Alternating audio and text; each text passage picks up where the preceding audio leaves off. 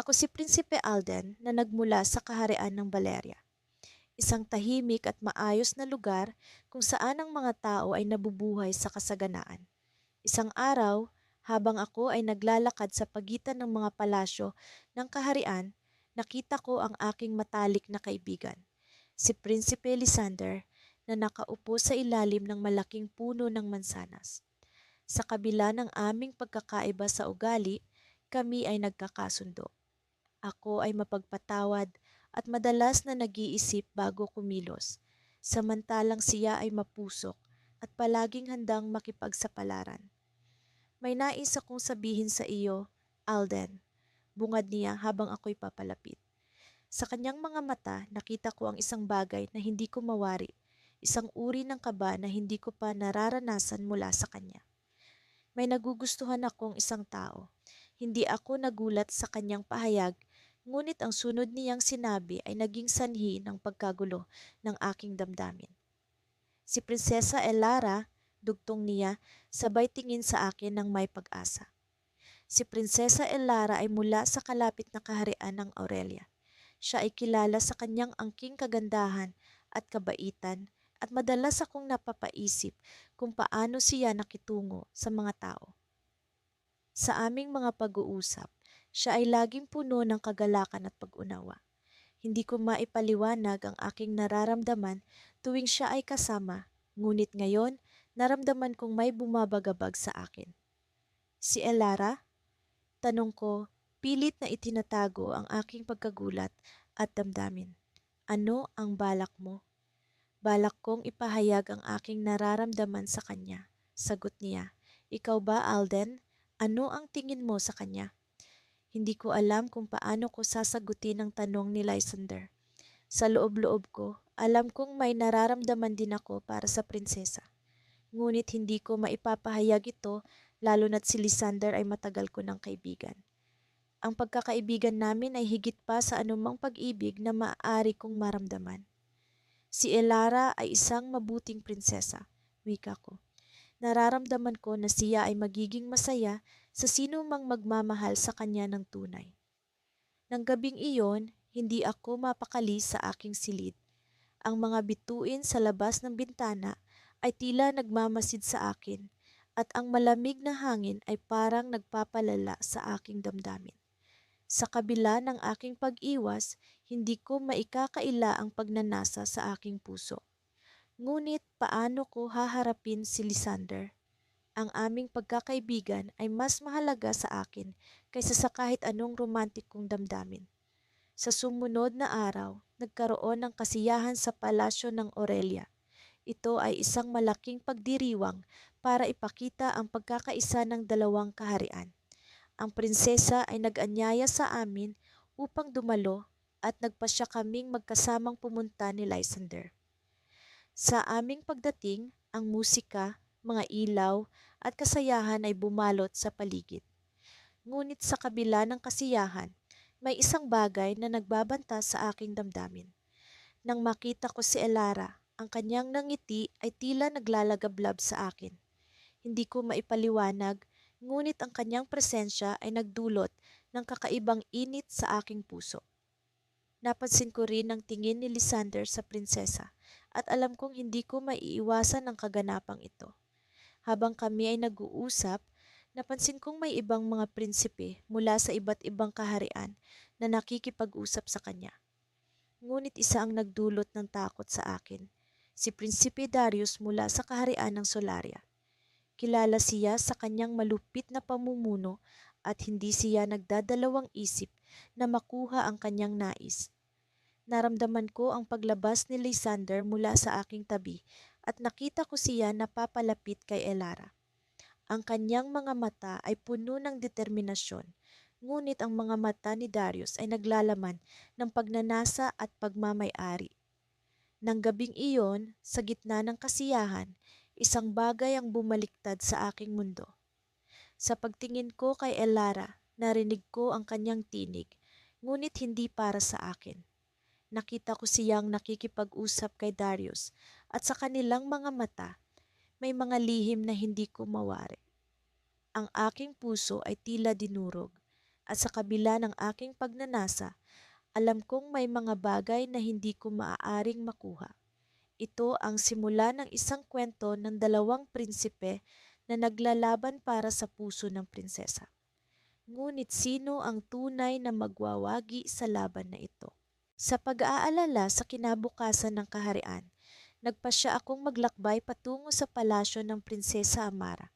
Hindi ko alam kung anong uri ng pagtanggap ang naghihintay sa akin, ngunit alam kong ang damdamin ko para sa prinsesa ay tunay at hindi maikakaila. Sa kabila ng pag-aalinlangan, nagpatuloy ako sa aking paglalakbay kasama ang aking kaibigan at karibal na si Prinsipe Felix. Sa aming pagdating sa palasyo, agad kaming sinalubong ng mga bantay. Prinsipe Leon, Prinsipe Felix. Sabi ng isang bantay na may mahigpit na tingin, malugod kayong tinatanggap sa palasyo ng Prinsesa Amara. Habang papasok kami sa loob, ramdam ko ang tensyon sa pagitan namin ni Felix. Pareho kaming may layuning makuha ang puso ng prinsesa. Ngunit nagbibigkis sa amin ang isang masalimuot na pagkakaibigan. Sa kabila ng aming kompetisyon, hindi maikakaila ang respeto at pagkakaunawaan na binuo namin sa paglipas ng panahon. Sa wakas, nakarating kami sa silid ng prinsesa. Nakaupo siya sa isang trono na puno ng mga bulaklak na tila sumasalamin sa kanyang kagandahan. Ang kanyang mga mata ay kumikinang habang tinitingnan kami na para bang may lihim siyang itinatago. Malugod ko kayong tinatanggap, Prinsipe Leon at Prinsipe Felix, bati niya sa amin. Alam kong pareho kayong dumating dito upang ipahayag ang inyong damdamin para sa akin. Nagpalitan kami ng tingin ni Felix at sa sandaling iyon, naramdaman ko ang bigat ng aming pinagdadaanan. Alam kong walang lugar para sa pag-aalinlangan. Kaya nagsalita ako. Prinsesa Amara, mula pa noong una kitang makilala, hindi ko na naiwasan ang damdamin ko para sa iyo. Hindi lamang ako narito para makipagkompetisyon, kundi upang ipakita sa iyo ang katapatan ng puso ko. Pumihit si Felix at nagsalita rin. Prinsesa, hindi ako magpapanggap na hindi ako naaakit sa iyo. Ngunit higit pa riyan, narito ako upang ipaalam sa iyo na handa akong ipaglaban ang kahit anong mangyari para sa iyong kaligayahan. Napabuntong hininga ang prinsesa at nagbigay ng isang ngiti na tila nagtatago ng isang lihim. Pareho kayong mahalaga sa akin, sambit niya, at hindi ko nais na masaktan ang isa sa inyo. Sa puntong iyon, naramdaman ko ang pag-aalala. Paano kung ang lahat ng aming paglalaban ay walang patutunguhan? Paano kung ang prinsesa ay may ibang plano? Nagpatuloy ang prinsesa. Ngunit bago ko maipahayag ang aking desisyon, nais kong ipakita sa inyo ang isang bagay na mahalaga. Naglakad siya papunta sa isang pinto sa gilid ng silid at binuksan ito. Isiniwalat ang isang lihim na hardin. Sa loob nito, mayroong isang mahiwagang puno na kumikinang sa ilalim ng liwanag ng buwan. Ang puno na ito, sabi ng prinsesa, ay sumisimbolo sa kapalaran ng aking kaharian. Ang mga dahon nito ay puno ng mga lihim at propesya na nag-uugnay sa ating tatlo. Nagpalitan kami ng tingin ni Felix, puno ng kuryosidad at takot sa kung ano ang maaaring mangyari. Lumapit ang prinsesa sa puno at hinawakan ang isa sa mga dahon. Ang liwanag ng puno ay nagpapakita ng ating kinabukasan, paliwanag niya, at kung sino ang tunay na nakalaan para sa akin. Biglang kumislap ang puno na tila may mensahe itong nais ipahayag. Sa sandaling iyon, ramdam ko ang pag-aalinlangan at takot sapagkat ang lahat ng aming pinagdaanan ay maaaring magbago sa isang iglap. Nagpatuloy ang prinsesa. Ang puno ay magbibigay ng kanyang desisyon. Ngunit bago iyon, nais kong malaman ninyo na may isang lihim akong itinatago. Lumingon siya sa amin. Ang kanyang mga mata ay puno ng misteryo. May isang propesiya na nagsasabing, ang prinsesa ng kaharian ay hindi kailanman magiging masaya hanggat hindi niya natutuklasan ang tunay na pagkatao ng kanyang mga prinsipe. Sa sandaling iyon, naramdaman ko ang malamig na hangin na bumalot sa akin. Ano ang ibig sabihin ng prinsesa? Ano ang tunay na pagkatao na hinahanap niya? Sa likod ng aming mga pag-aalinlangan, naramdaman ko ang pag-asa.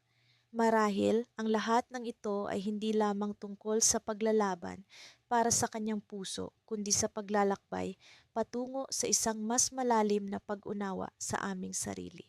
Habang tumatagal ang katahimikan, naramdaman ko ang tensyon sa hangin, na para bang ang kinabukasan ng aming pagkakaibigan at ang kapalaran ng aming kaharian ay nakabitin sa isang manipis na hibla. At sa sandaling iyon, biglang kumislap muli ang puno, na para bang nagbibigay ito ng isang hudyat. Ano ang magiging desisyon ng prinsesa? Ano ang lihim na itinatago niya? At paano ito magbabago sa aming kinabukasan? Sa paglabas namin ng hardin, naiwan sa akin ang tanong na iyon, nag-aalab ang pagnanasa na tuklasin ng mga sagot. Ngunit sa ngayon, ako ay natutunan lamang na ang paglalakbay na ito ay hindi lamang tungkol sa pag-ibig kundi sa pag-unawa sa sarili. At sa pag-asam ng aming susunod na hakbang, alam kong ang tunay na digmaan ay magsisimula pa lamang. Sa mga nakaraang araw, ang palasyo ay tila isang kaharian ng tensyon. Ang hangin ay puno ng pag-aabang at ang mga naglalakbay na bulong-bulungan ay tila mga aninong hindi maaring itago.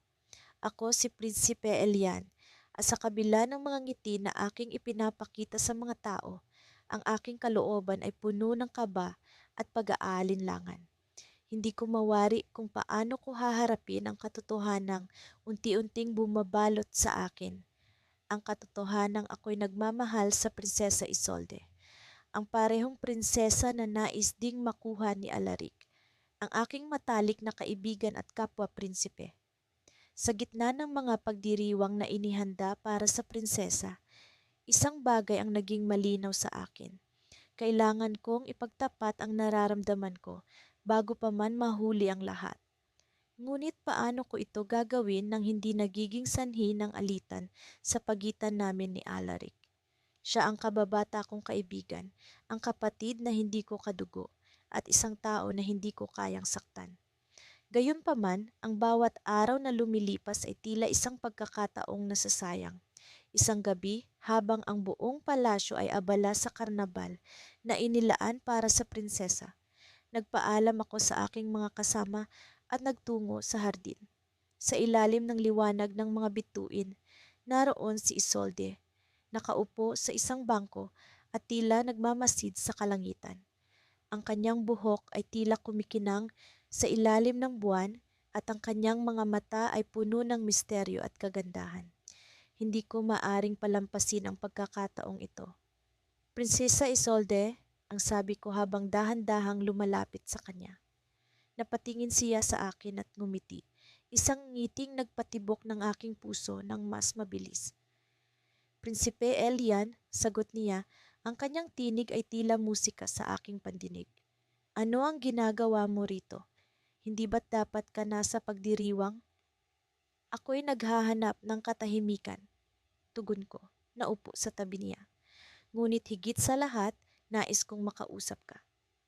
Tumingin siya sa akin, ang kanyang mga mata ay puno ng kuryosidad. Ano ang nais mong pag-usapan? Huminga ako ng malalim, pilit na pinatatag ang loob ko. Isolde, matagal na kitang kilala.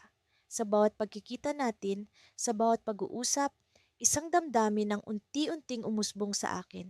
Isolde, mahal kita, hindi ko alam kung paano ito nangyari. Ngunit alam ko sa puso ko na ikaw ang prinsesa na nais kong makasama. Tahimik siya, ang kanyang mga mata ay naglalakbay mula sa aking mukha patungo sa kalawakan. Ang sandaling iyon ay tila walang hanggan. Ang takot na baka hindi niya ako mahalin ay kumakain sa akin. Ngunit ang kanyang mga salita ay dumating na tila isang biyaya. Elian, ang sabi niya, ang kanyang tinig ay puno ng pag-iingat. Ikaw ay isang kaibigan na pinahahalagahan ko, ngunit nais kong maging tapat sa iyo. Mahal kita, ngunit hindi sa paraang inaasahan mo. Isa kang mahalagang bahagi ng buhay ko at hindi ko nais na mawala ang pagkakaibigan natin. Ang kanyang mga salita ay parang mga palaso na tumama sa aking puso. Ang sakit na dulot nito ay hindi ko maitatago, ngunit pinilit kong ngumiti. Naiintindihan ko, Isolde, at salamat sa katapatan mo. Sa puntong iyon, narinig ko ang mga yapak na papalapit. Si Alaric, na tila nagmamadali, ay dumating sa hardin. Ang kanyang mukha ay puno ng kaguluhan at agad kong naramdaman na may mahalaga siyang sasabihin. Elian Isolde, ang sabi niya, ang kanyang mga mata ay tila nagliliyab. May balita akong natanggap, hindi tayo ligtas dito. Nagtataka kami ni Isolde. Ano ang ibig mong sabihin, Alaric? Tanong ko. May nagbabalak na guluhin ang kaharian? Sagot niya, ang kanyang tinig ay puno ng pag-aalala. Isang lihim na kaaway ang naglalayon na wasakin ang kapayapaan natin. Kailangang malaman natin kung sino ang nasa likod nito bago pa man sila kumilos.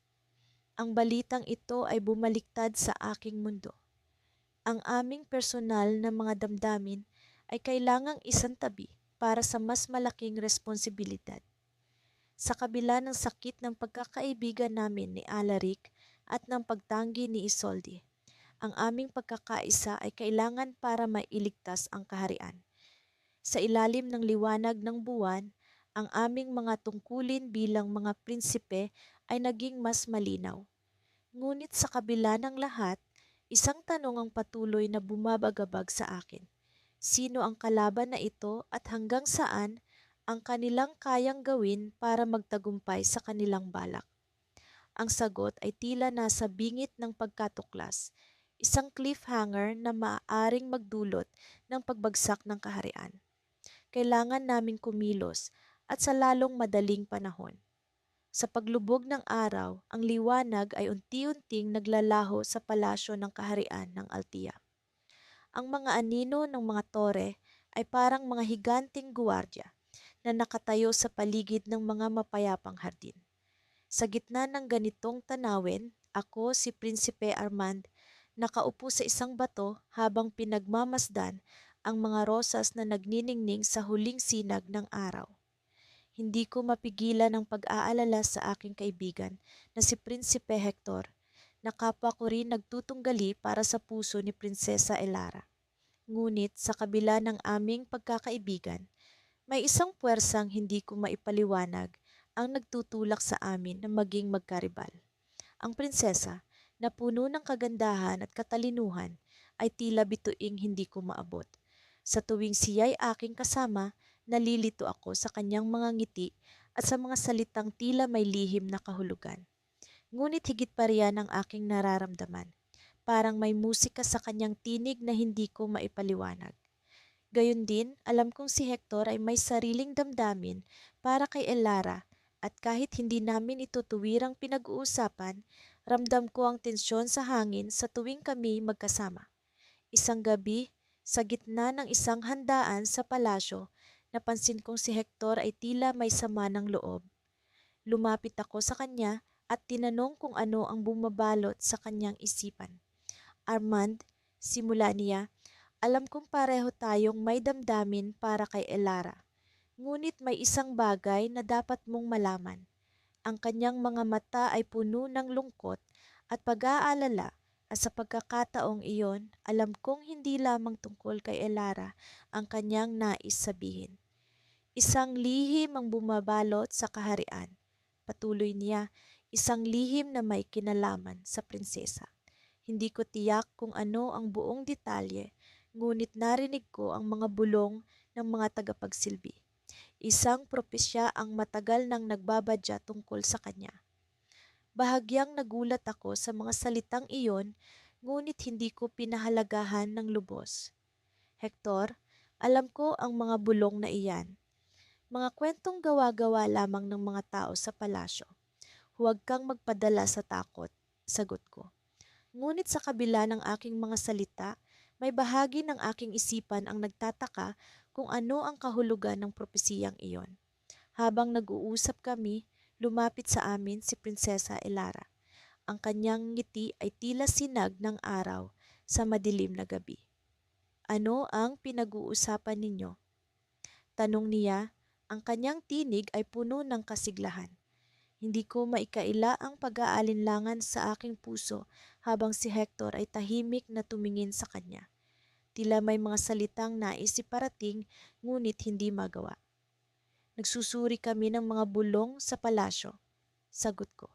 Pilit na itinago ang aming tunay na paksa. Tiningnan ko si Elara na tila walang kaalam-alam sa mga lihim na bumabalot sa kanya. Ngunit hindi namin dapat sayangin ang gabi sa mga usaping gaya niyan.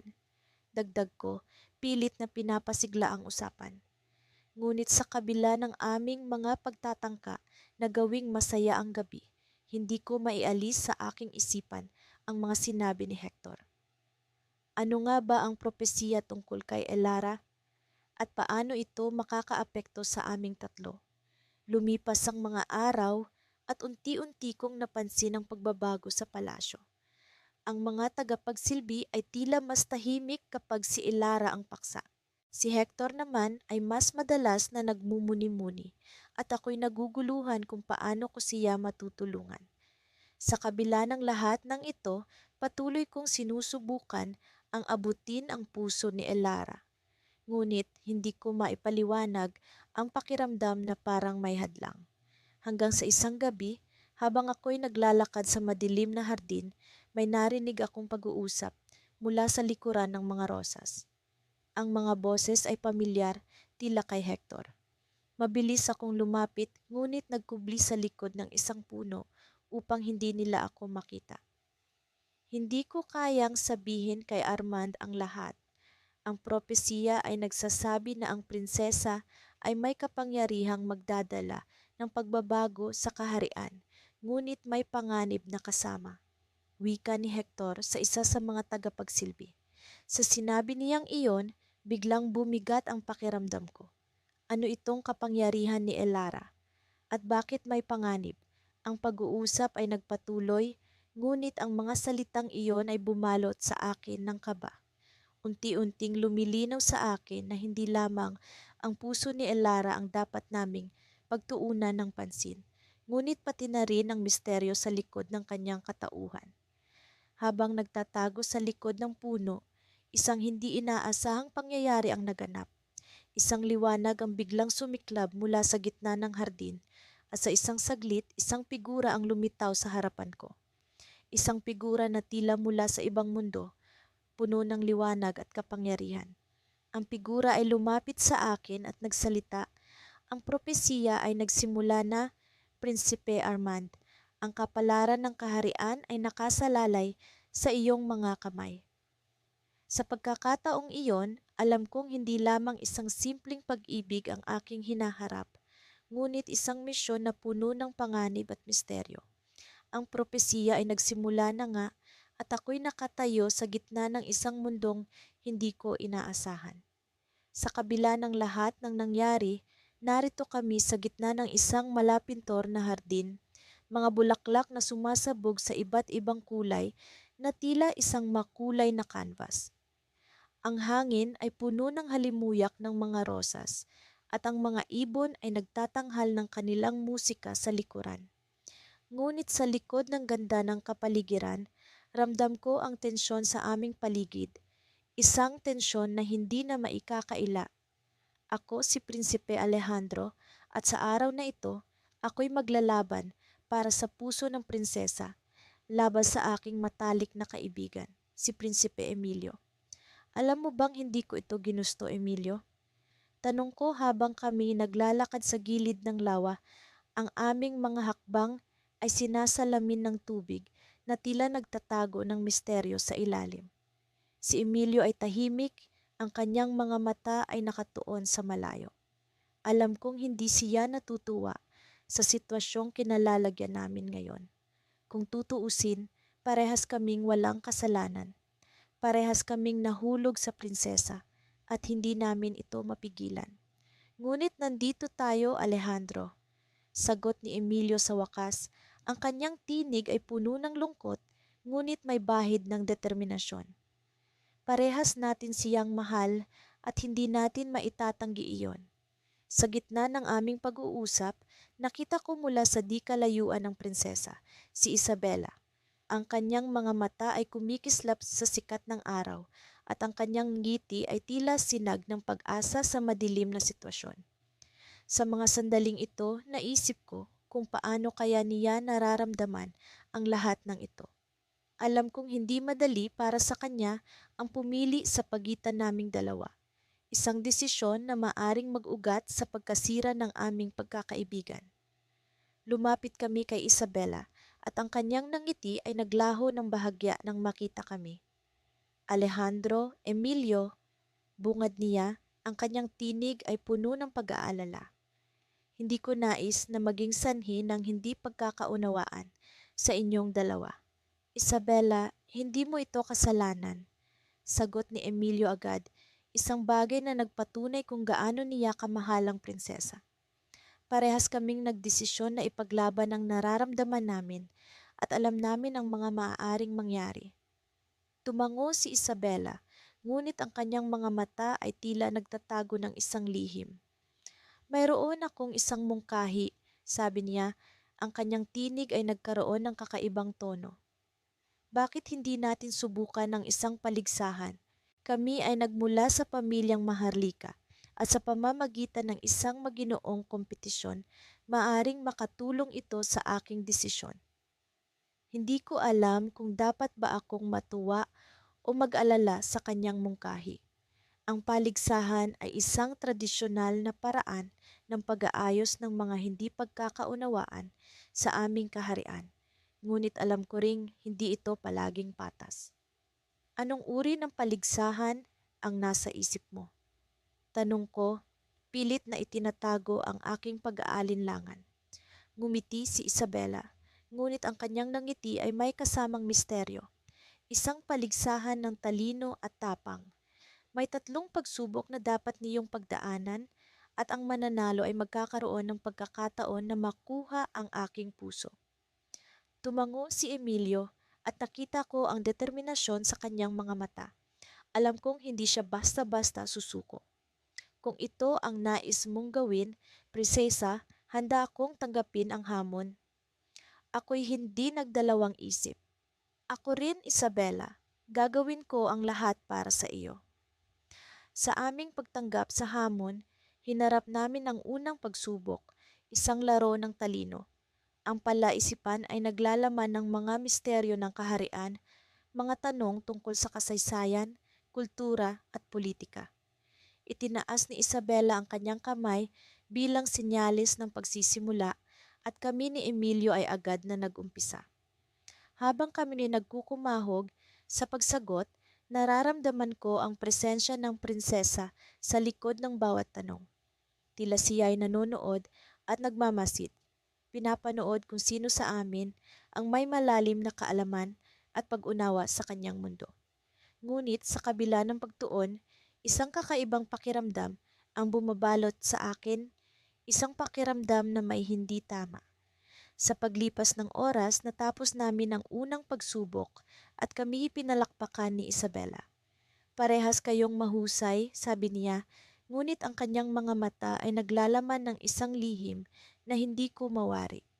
Ngunit ang susunod na pagsubok ay maaaring mas mahirap. Sa likod ng kanyang mga salita, nararamdaman ko ang isang bagay na hindi maipaliwanag, isang bagay na tila nagtatago sa likod ng kanyang ngiti. At doon ko napagtanto ang isang nakakagulat na katotohanan. Baka hindi lamang kami ni Emilio ang naglalaban para sa puso ni Isabela. Baka may iba pang nilalang na nagmamasid sa amin, naghihintay sa susunod na hakbang. Sa puntong ito, ang aking puso ay nagkaroon ng pag-aalinlangan. Sino ang tunay na kalaban? At sa pagtatapos ng araw, ang aming pagkakaibigan ni Emilio ba'y masisira sa ngalan ng pag-ibig o may mas malaki pang banta na nagtatago sa likod ng mga bulaklak ng hardin na ito? Sa kaharian ng Aravele, ang araw ay muling sumikat, puno ng pangako at misteryo. Ako si Prinsipe Ardin, isa sa dalawang prinsipe na nakikipagtagisan para sa puso ng Prinsesa Elara. Ang mga nakaraang araw ay puno ng tensyon at pag-aalinlangan, ngunit ngayon ay may kakaibang sigla sa hangin. Alam kong may isang bagay na nababalot na lihim at ito'y nagiging sanhi ng aking kaba. Nagsimula ang lahat sa isang liham na natanggap ko mula kay Prinsipe Talion, ang aking pinakamatalik na kaibigan mula pagkabata, na ngayon ay katunggali ko sa pag-ibig. Ardin, ang sabi sa liham, mayroon akong bagay na nais ipabatid sa iyo. Hindi ko ito maipahayag ng harapan, kaya't makipagkita ka sa akin sa ilalim ng malaking puno sa labas ng palasyo, pagsapit ng takip silim. Hindi ko maiwasang maging mausisa. Ano kaya ang nais sabihin ni Talyon? Sa kabila ng aming kompetisyon, nanatili kaming magkaibigan. Ngunit sa likod ng kanyang mga ngiti, alam kong mayroong lihim na bumabagabag sa kanya. Sa pagdating ng takip silim, lumabas ako ng palasyo at tinungo ang malaking puno. Ang mga dahon nito'y nag-aalon-alon sa malamig na simoy ng hangin. Nandoon si Talyon, nakatayo sa ilalim ng kalawakan ng mga bituin. Ardin, bungad niya, alam kong tayong dalawa ay naglalaban para sa puso ni Elara. Ngunit may bagay na dapat mong malaman. Tumigil siya, tila iniisip kung paano ipapahayag ang kanyang saloobin. Anong ibig mong sabihin, Talyon? Tanong ko habang sinikap kong maging kalmado. Alam mo bang may dahilan kung bakit ako naging masigasig sa pagkuha ng kanyang puso? Tanong ni Talyon. Ang kanyang mga mata ay puno ng emosyon. Hindi lamang ito dahil sa pag-ibig. Mayroong mas malalim na dahilan. Isang dahilan na may kinalaman sa kapalaran ng kaharian. Nagtataka ako sa kanyang mga sinasabi. Ano ang sinasabi mo? Anong kinalaman ni Elara sa kapalaran ng kaharian? Si Elara ay hindi isang ordinaryong prinsesa, Ardin. Siya ang susi sa isang sinaunang propesiya na matagal nang nakalimutan ng lahat sa Aravel. Ang kanyang pag-ibig ay may kapangyarihang magpaikot ng kapalaran ng kaharian, at ang kanyang desisyon ay magtatakda kung sino sa atin ang magiging tagapangalaga ng hinaharap. Hindi ko alam kung paano tatanggapin ang kanyang mga sinabi. Ano ang propesiya na ito? Bakit hindi ko ito alam? At bakit hindi ako inabisuhan ni Talion ukol rito bago pa man kami magpasyang makipagtagisan para sa kanyang puso? Ardin, ako ay humihingi ng tawad sa hindi pagsasabi sa iyo agad. Patuloy ni Talion. Ngunit ngayon, sa nalalapit na pagpili ni Elara, hindi ko na kayang manahimik. Kailangan mong malaman na ang laban na ito ay hindi lamang tungkol sa pag-ibig, kundi tungkol sa kinabukasan ng ating kaharian. Sa pagkakataong iyon, naramdaman ko ang bigat ng kanyang mga salita. Ang aming tunggalian ay hindi lamang personal, kundi may mas malalim pang kahulugan. Bakit mo ito sinasabi sa akin ngayon? Tanong ko, ang aking boses ay puno ng pag-aalinlangan. Dahil, Ardin, sagot ni Talyon, sa kabila ng lahat, ikaw ay aking kaibigan. At alam kong, sa huli, tayong dalawa ay nais lamang ang pinakamahusay para kay Elara at para sa Aravel. Ngunit bago pa man ako makasagot, isang malakas na hangin ang bumugso, at sa loob ng hangin na iyon, narinig ko ang isang bulong. Isang bulong na tila nagmumula sa mga puno o marahil sa mismong lupa. Ang oras ay dumating, ang sabi ng bulong. Ang pagpili ay malapit na. Nagkatinginan kami ni Talion, parehong nabigla at naguguluhan. Ano ang kahulugan ng bulong na iyon?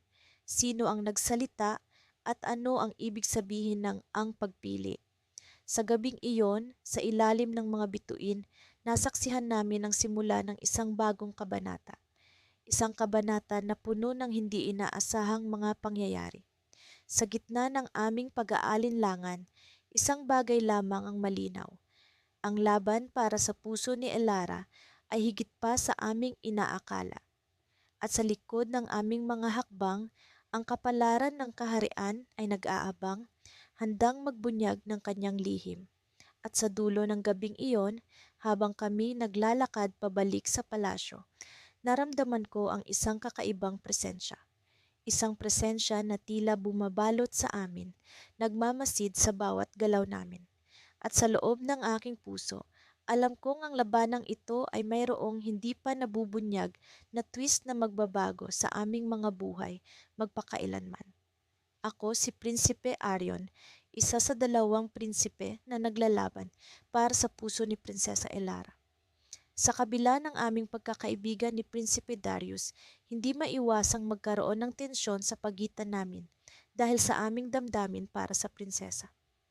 Matagal na naming kilala si Elara mula pa noong mga bata kami at sa paglipas ng mga taon ay unti-unti kong naramdaman ang pag-usbong ng espesyal na damdamin para sa kanya.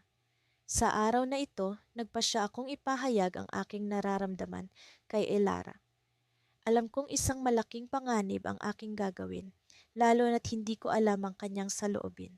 Subalit naniniwala akong mas mabuti nang subukan kaysa manatili sa pag-aalinlangan. Naglakad ako patungo sa hardin ng palasyo kung saan madalas naming ginugugol ang aming mga oras bilang magkakaibigan. Nakita ko si Elara na nakaupo sa ilalim ng malaking puno, abala sa pagbabasa ng isang aklat. Ang kanyang mukha ay tila kalmado at payapa, ngunit may bakas ng pag-aalala sa kanyang mga mata. Lumapit ako ng dahan-dahan at umupo sa tabi niya. Nang maramdaman niya ang aking presensya, agad siyang ngumiti at sa isang iglap nawala ang lahat ng aking pag-aalinlangan. Arion, tawag niya, anong hangin ang nagdala sa iyo rito? Elara, may nais sana akong sabihin sa iyo. Sagot ko, pilit na pinipigilan ng kaba sa aking dibdib. Tumango siya, nakatingin sa akin ng diretsyo, hinihintay ang aking sasabihin. Huminga ako ng malalim at ipinaalam sa kanya ang aking damdamin. Hindi ko alam kung paano ko nagawang mailabas ang lahat ng iyon.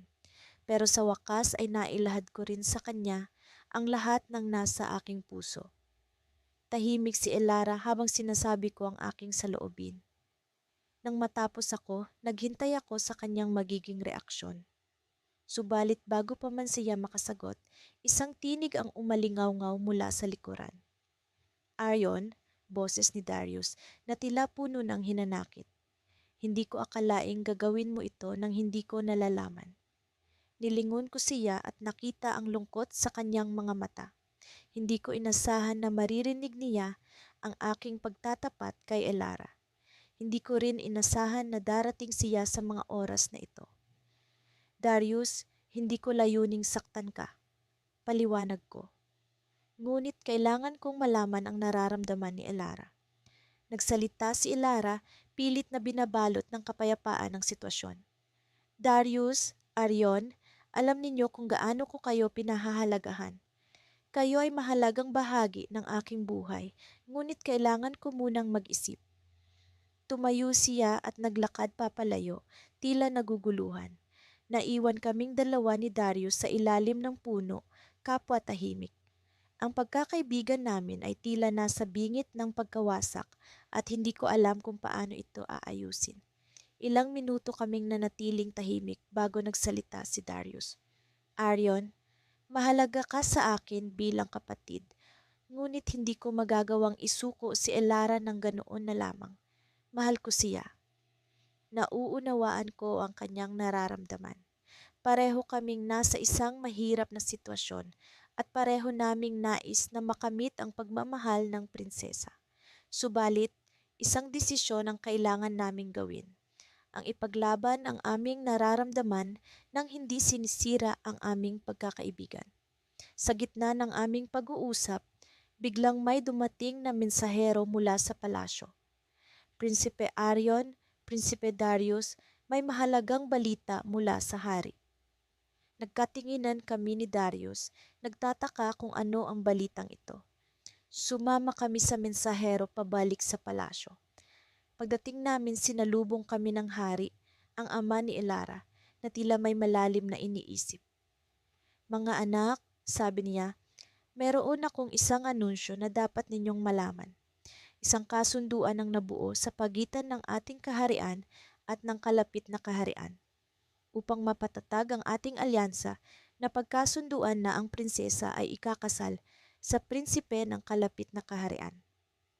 Para bang natulala ako sa narinig, hindi ko alam kung paano ako makakareaksyon.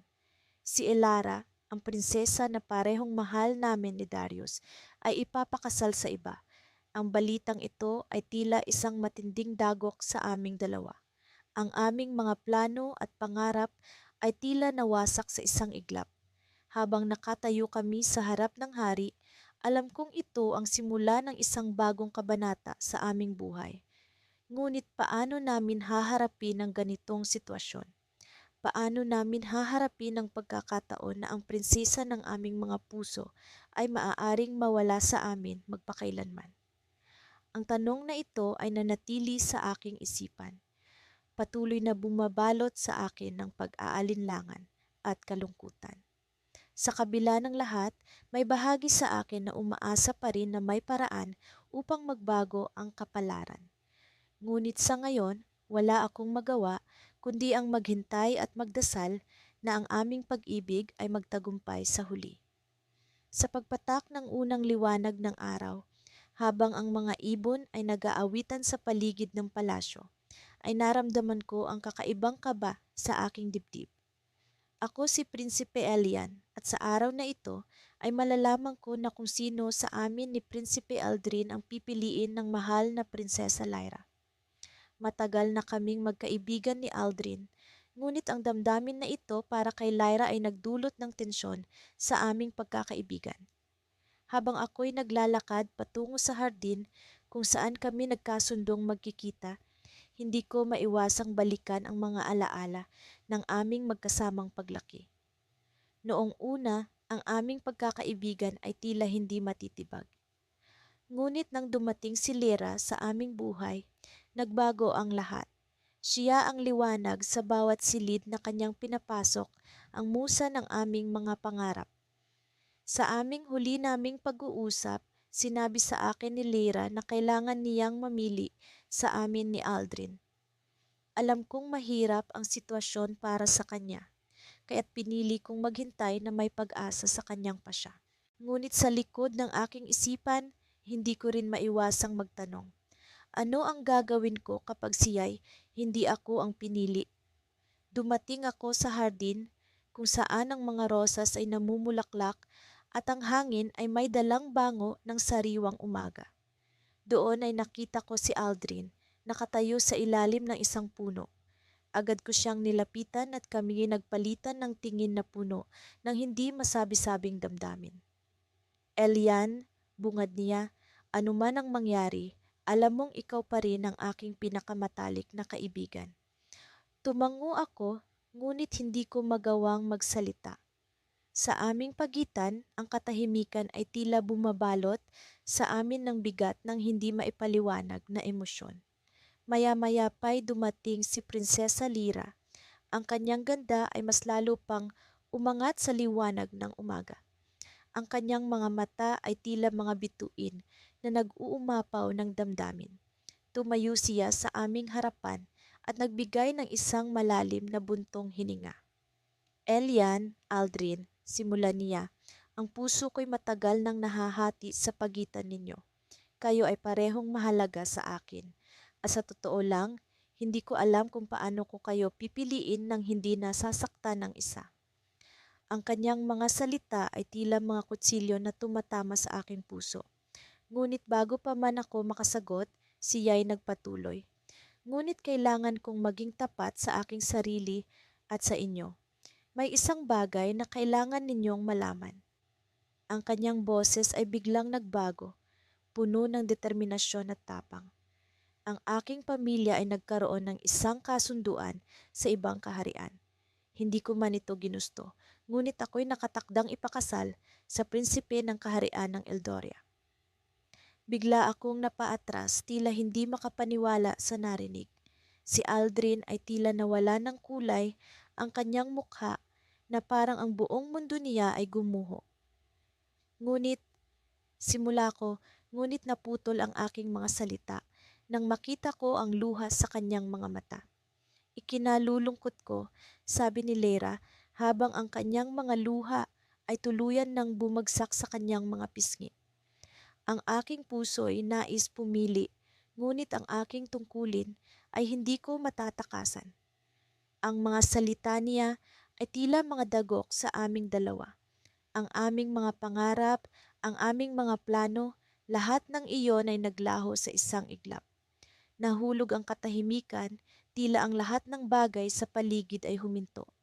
Ang tanging naririnig ko ay ang pagpatak ng luha ni Lyra at ang mabigat na paghinga ni Aldrin.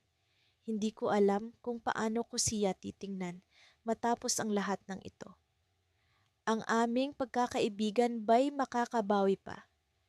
Habang kami nakatayo roon, walang makapagsalita sa aming tatlo, isang kakaibang pakiramdam ang bumalot sa akin. Isang pakiramdam ng determinasyon na hindi ko pa naramdaman noon. Hindi ito ang katapusan. Hindi ito ang paraan kung paano magtatapos ang aming kwento. Ngunit habang iniisip ko ang mga iyon, isang mensahero ang biglang dumating, dala ang isang liham na agad niyang ibinigay kay Lyra. Tinanggap ito ng prinsesa at habang binabasa niya ang mga laman, ang kanyang mga matay biglang lumaki sa pagkagulat. May pagbabago, bulong niya, ngunit hindi na niya naipaliwanag pa dahil ang kanyang mga mata ay nagpakita ng labis na takot at pagkabigla. Sa isang iglap, ang lahat ng aming iniisip ay tila nagbago at ang aming hinaharap ay muling naging isang misteryo.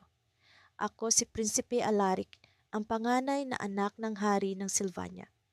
Sa simula pa lang, alam kong ang aking kapatid na si Prinsipe Cedric at ako ay may espesyal na kaugnayan sa Prinsesa Isolde. Lumaki kaming tatlo na magkakaibigan, puno ng mga alaala ng kasiyahan at tawanan. Ngunit habang lumilipas ang panahon, ang aming pagkakaibigan ay unti-unting nagbabago. Nagsimula kaming dalawa ni Cedric na makaramdam ng higit sa pagkakaibigan para kay Isolde. Hindi ko inaasahan na darating ang araw na magiging karibal ko ang aking kapatid para sa kanyang puso. Isang gabi, naglalakad ako sa hardin ng palasyo kasama si Isolde. Ang buwan ay nakabitin sa kalangitan, nagbibigay liwanag sa aming landas. Ang kanyang mga mata ay tila kumikinang sa ilalim ng liwanag ng buwan. Ang kanyang presensya ay lumikha ng kakaibang kapayapaan sa aking puso. Handa ko nang sabihin sa kanya ang tunay kong nararamdaman. Ngunit bago ko pa man mabigkas ang mga salita, tumigil siya at tumingin sa akin ng may seryosong ekspresyon. Alaric, may kailangan akong sabihin sa iyo. Sabi niya, ang kanyang tinig ay puno ng pag-aalinlangan. Bakit ano iyon, Isolde? Tanong ko kahit na ang kaba sa aking dibdib ay nagsisimula ng kumalat. May lihim akong tinatago sa inyo ni Cedric. Nagsimula siya, nanginginig ang kanyang boses. Isang bagay na maaaring magbago sa lahat ng bagay. Naghintay ako, ang puso ko ay halos tumigil sa kabog sa kaba at pananabik. Ano iyon, Isolde? Ano ang kailangan mong ipagtapat? Bago pa man siya makasagot, biglang lumitaw si Cedric mula sa likuran ng mga puno.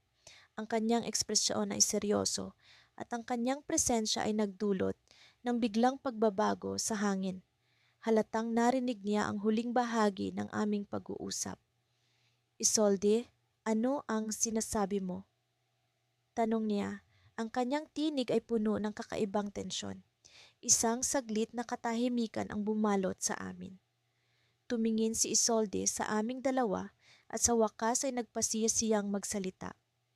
Hindi ako tunay na prinsesa. Pahayag niya, ang kanyang mga mata ay puno ng luha. Ako ay anak ng isang mahikero na itinapos sa kaharian ng Sylvania upang magdala ng isang sumpa. Ang kanyang mga salita ay parang kulog na gumulantang sa akin. Hindi ko maisip na ang prinsesang matagal na naming kilala at minahal ay may ganitong lihim na dala. Tumingin ako kay Cedric at nakita ko ang parehong gulat sa kanyang muka. Isolde, Paano ito nangyari? Tanong ko, halos hindi ko mabigkas ang mga salita. Ang tunay na Prinsesa Isolde ay nawawala mula nang siya ay sanggol pa lamang. Paliwanag niya, ang kanyang boses ay puno ng kalungkutan. Ako ay inilagay sa kanyang lugar ng isang mahikero upang magdala ng kaguluhan sa kaharian. Isang biglang alon ng emosyon ang dumaloy sa akin. Pagkabigla, pagtataksil, ngunit higit sa lahat, isang malalim na pangunawa sa kanyang sitwasyon. Alam kong hindi niya ginusto ito na isa lamang siyang biktima ng sitwasyon. Ngunit ang tanong na ngayon ay paano na kami, paano na ang aming nararamdaman? Alaric Cedric, hindi ko ginusto ang lahat ng ito. Sabi niya, ang kanyang mga luha ay patuloy na pumapatak. Ngunit ngayon, kailangan kong malaman kung sino ako at kung paano ko maililigtas ang kaharian mula sa sumpa. Nagkatitigan kami ni Cedric at sa isang iglap, alam kong pareho naming naisip ang parehong bagay. Ano man ang mangyari, kailangan naming tulungan si Isolde. Hindi na ito tungkol sa kung sino ang mas nararapat sa kanyang puso. Ito ay tungkol sa pagkakaibigan at sa pagsubok na iligtas ang kaharian mula sa madilim na lihim na nakatago sa nakaraan. Isolde, sabi ni Cedric, ang kanyang tinig ay puno ng determinasyon. Hindi ka namin pababayaan. Kasama mo kami sa labanang ito. Tumango ako, sumasang-ayon. Tama si Cedric, anuman ang mangyari, nandito lang kami para sa'yo. Ngunit bago pa man namin mapagplanuhan ang aming mga susunod na hakbang, isang malakas na tunog ang yumanig sa paligid. Isang pagyanig mula sa lupa na nagdulot sa amin upang mawalan ng balansi. Napatingin kami sa isa't isa, puno ng takot at pag-aalala. Alaric, Cedric, kailangan na nating kumilos, sabi ni Isolde. Ang kanyang boses ay puno ng pagkaalarma. Sa sandaling iyon, isang anino ang dumaan sa buwan at naramdaman ko ang malamig na hangin na bumalot sa amin. Ang sumpa na kanyang binanggit ay hindi lamang isang kwento. Ito ay narito na at nagsisimula ng isakatuparan ang layunin nito. At sa gitna ng kaguluhan, isang bagong tanong ang bumagabag sa aking isipan. Sino ang tunay na nasa likod ng sumpa at ano ang kanilang tunay na layunin? Mula sa aking silid, nasisilayan ko ang dalawang prinsipe na naglalaban para sa aking puso. Sa gitna ng palasyo, sa isang maringal na hardin na punong-puno ng mga bulaklak, ang dalawang lalaki ay nagtatagisan ng kanilang mga kakayahan. Ang aming kaharian ay palaging tahimik at mapayapa. Ngunit sa araw na ito, ang mga espada ay nagtatagisan sa hangin at ang lupa ay nanginginig sa bawat hakbang nila. Ako si Prinsesa Althea at sa kabila ng aking pangalan, hindi ko kailanman hinangad na maging sentro ng ganitong uri ng drama. Si Prinsipe Caelum at Prinsipe Orion ay matalik na magkaibigan mula pa noong sila ay mga bata. Ngunit ang pagkakaibigan na iyon ay nasubok sa pagdating ng pag-ibig. Sa kanilang mga mata, ako ang dahilan kung bakit sila naglalaban ngayon. Si Prinsipe Caelum ay palaging mapagmahal at puno ng galak. Siya ang tipo ng tao na nagbibigay kulay sa bawat araw ko. Ang kanyang mga ngiti ay parang sinag ng araw sa umaga. Sa kabilang banda, si Prinsipe Orion ay may pusong puno ng misteryo at ang kanyang mga mata ay tila laging nagtatago ng lihim. Ang kanyang presensya ay nagbibigay ng kakaibang saya sa aking puso, isang kakaibang damdamin na hindi ko maipaliwanag. Sa pagsisimula ng kanilang labanan, hindi ko maalis ang tingin sa kanila. Parang isang panaginip na naging bangungot. Ang kanilang mga espada ay naglalaban sa hangin. Bawat isa ay may layuning ipakita kung sino ang mas karapat-dapat sa akin. Sa bawat galaw ni Caelum, nakikita ko ang kanyang determinasyon at pag-asa. Sa bawat hakbang ni Orion, nararamdaman ko ang kanyang pagnanasa at pagmamahal na tila walang kapantay. Hindi ko alam kung ano ang mararamdaman. Ako ba ay dapat na maging masaya na may dalawang prinsipe na naglalaban para sa akin? O dapat ba akong malungkot dahil sa pagkasira ng kanilang pagkakaibigan? Ang aking puso ay tila naguguluhan, hindi malaman kung ano ang tunay kong nararamdaman. Habang tumatagal ang laban, mas lalong nagiging marahas ang kanilang galawan. Ang dating magkaibigan ay tila mga estranghero na ngayon, puno ng galit at pagsiselos. Ang kanilang mga mukha ay puno ng pawis at ang kanilang mga mata ay nagliliyab sa determinasyon. Hindi ko alam kung paano ko sila mapipigilan. Ang aking mga kamay ay nanginginig sa takot at ang aking puso ay sumisigaw na sana ay matapos na ang labanang ito. Ngunit sa isang iglap, may nangyari na hindi inaasahan. Sa gitna ng kanilang sagupaan, may isang misteryosong figura na biglang lumitaw mula sa kawalan. Isang matandang lalaki na may suot na madilim na balabal. Ang kanyang mga mata ay puno ng karunungan at sikreto. Ang kanyang presensya ay tila nagpatigil sa lahat ng bagay sa paligid. Ang dalawang prinsipe ay natigilan at nag-alis ng kanilang mga espada mula sa pagkakahawak.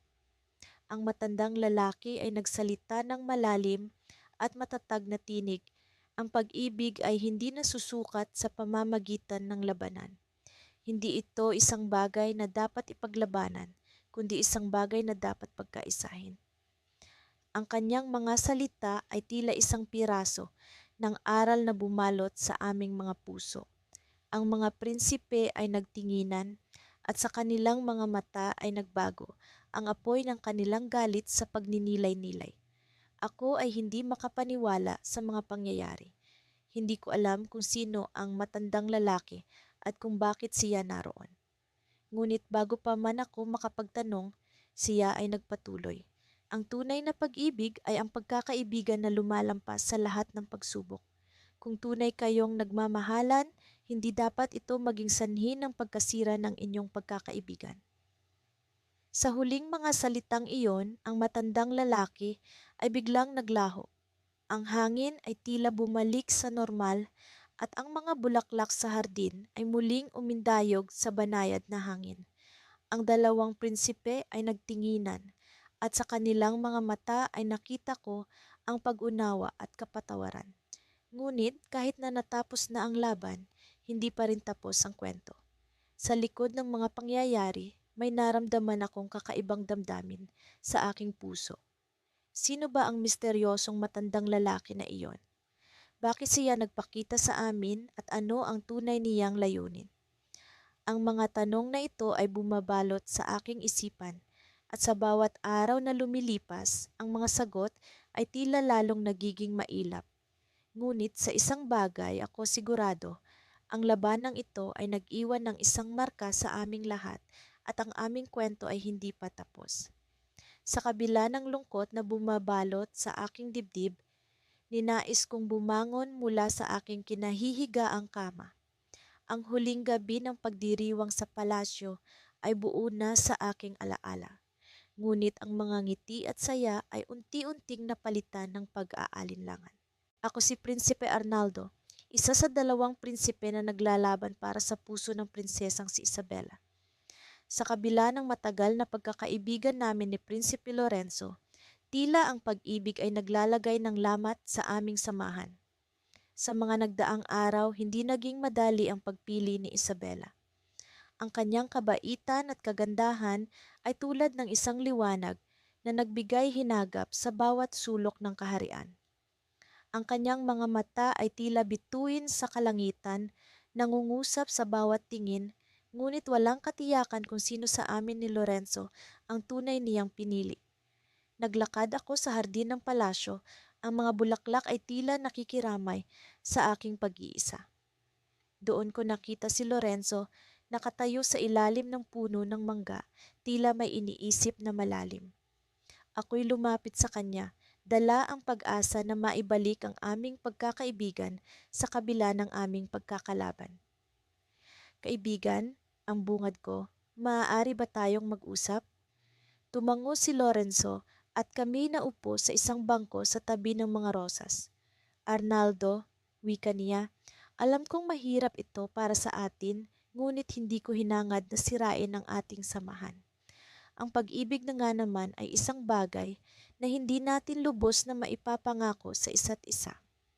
Umiling ako, pilit na inuunawa ang sitwasyon. Tama ka, Lorenzo. Ang pag-ibig ay isang misteryo na sinusubok ang ating puso. Ngunit sa kabila nito, hindi dapat natin hayaang ito ang maging sanhi ng ating pagkakawatak-watak.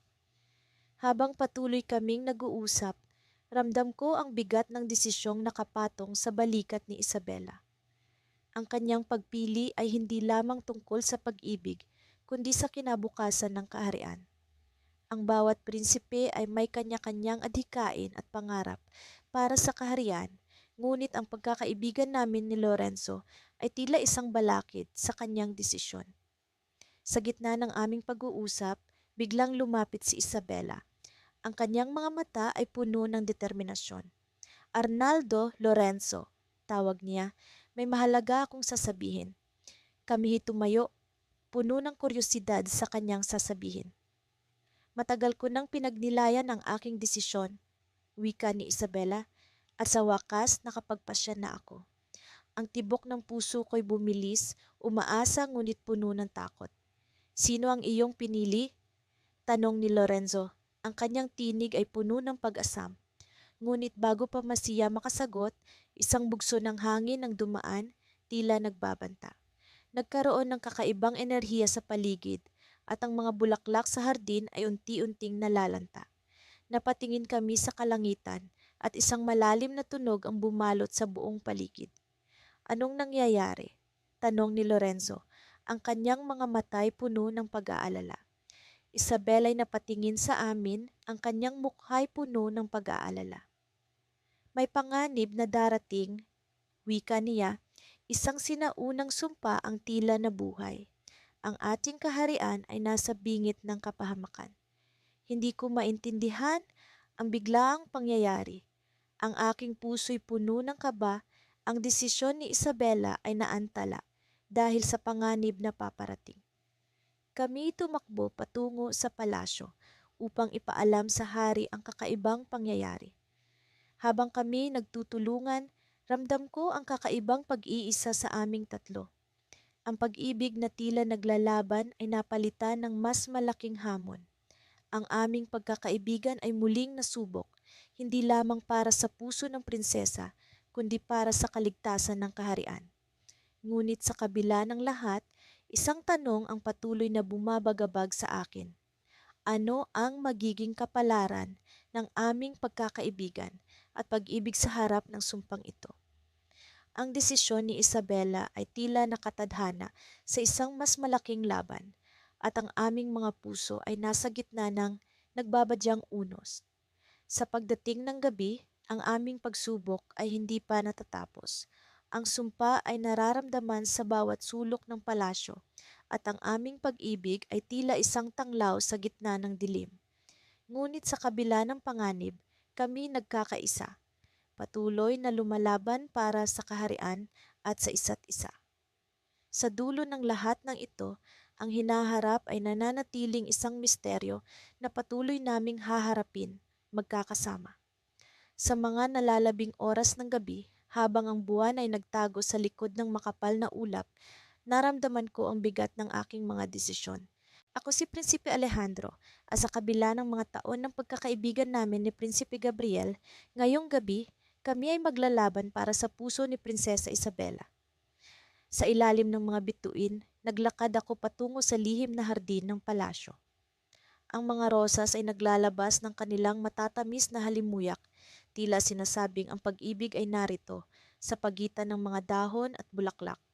Ngunit sa likod ng kagandahan ng mga rosas, nararamdaman ko ang tensyon ng laban na darating. Handa ka na ba, Alejandro? Tanong ni Gabriel habang siya ay lumitaw mula sa lilim ng mga puno. Ang kanyang mga mata ay puno ng determinasyon, ngunit may halo rin ang pagkabahala. Sa kabila ng aming pagkakaibigan, alam naming pareho na ang laban na ito ay maaaring magbago ng lahat. Hindi ko akalain na darating tayo sa puntong ito, sagot ko habang inaayos ko ang aking espada. Ngunit ang pag-ibig ay hindi palaging makatarungan. Tumango si Gabriel at sa isang saglit kami ay nagpalitan ng tingin na puno ng pag-unawa at pangamba. Alam naming pareho na sa kabila ng laban, ang aming pagkakaibigan ay nasa bingit ng pagkawasak. Sa gitna ng hardin, si Prinsesa Isabela ay nakatayo. Ang kanyang mukha ay puno ng pag-aalala. Ang kanyang mga mata ay tila nagsasabing hindi niya nais na kami ay maglaban. Ngunit alam niyang ito lamang ang paraan upang malaman kung sino sa amin ang tunay na nakalaan para sa kanya. Isabela, sabi ni Gabriel, ang kanyang boses ay puno ng pag-asa. Hindi namin nais na ilagay ka sa ganitong sitwasyon. Ngunit alam namin pareho na kailangan naming ipaglaban ang aming nararamdaman. Tumango si Isabela at sa kanyang mata ay may luha na nagbabanta na bumagsak. Alam kong mahirap ito para sa inyong dalawa. Ngunit kailangan kong malaman kung sino ang talagang may karapatang manalo sa aking puso. Sa kabila ng pagnanasa na ipakita ang aking lakas, ang aking puso ay puno ng pag-aalinlangan. Hindi ko nais na saktan si Gabriel, ngunit alam kong kailangan kong ipaglaban si Isabela. Ang laban ay nagsimula sa isang iglap. Sa bawat pagikid ng aming mga espada, nararamdaman ko ang bigat ng bawat desisyon na ginawa ko. Si Gabriel ay isang mahusay na mandirigma, ngunit sa aming laban, hindi lamang lakas ang kailangan. Kailangan ko ring ipakita ang aking puso, ang aking tunay na nararamdaman para kay Isabela. Sa gitna ng laban, isang malakas na hangin ang humampas sa amin, tila sinasabi na may kakaiba sa paligid. Ang mga rosas ay tila sumasayaw sa hangin at sa isang saglit, naramdaman ko ang kakaibang pagdaloy ng enerhiya sa paligid. Ang aking espada ay bumagsak sa lupa at sa halip na ang pag-aalala, naramdaman ko ang kapayapaan. Gabriel, hindi ko nais na ituloy pa ito. Sabi ko, ang aking boses ay puno ng katapatan. Ang pag-ibig ay hindi dapat maging isang labanan. Kung siya ay para sa iyo, tatanggapin ko. Si Gabriel ay huminto, tila naguguluhan sa aking sinabi. Ano ang ibig mong sabihin, Alejandro?